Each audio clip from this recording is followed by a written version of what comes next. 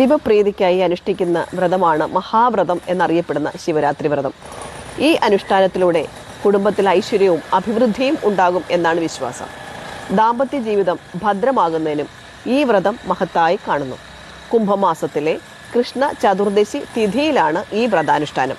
ശിവരാത്രി വ്രതത്തിന് പിന്നിൽ ഒരു ഐതിഹ്യമുണ്ട്.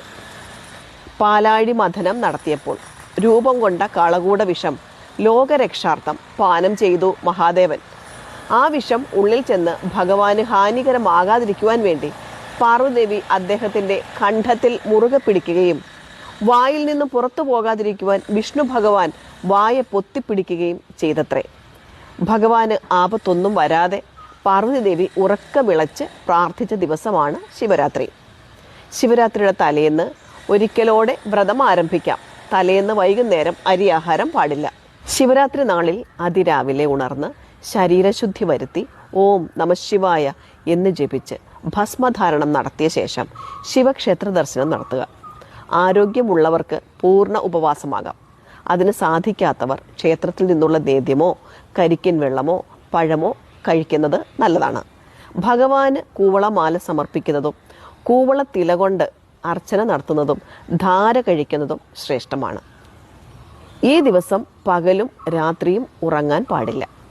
ഈ രാത്രിയിൽ ധ്യാനത്തിലും ശിവകീർത്തനങ്ങളിലും മുഴുകേണ്ടതാണ്.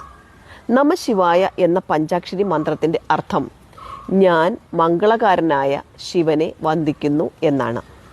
ഇതിലെ 5 അക്ഷരങ്ങൾ, അതാണ് പഞ്ചാക്ഷരങ്ങൾ. അത് പഞ്ചഭൂതങ്ങളെ, അതായത് ഭൂമി, ജലം, അഗ്നി, വായു, ആകാശം എന്നിവയെ പ്രതിനിധീകരിക്കുന്നു.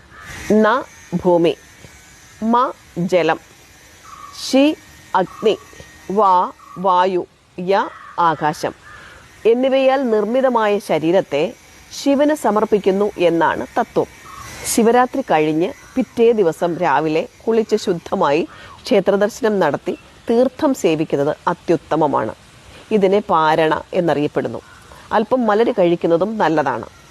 വ്രതം നോക്കിയപ്പോൾ തെറ്റുകൾ സംഭവിച്ചിട്ടുണ്ടെങ്കിൽ ക്ഷമിക്കണമെന്ന് ശിവഭഗവാനോട് അപേക്ഷിക്കുകയും വേണം.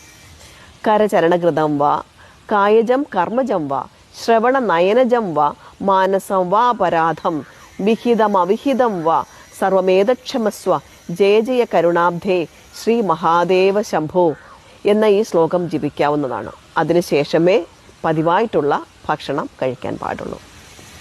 ഓം നമഃശിവായ.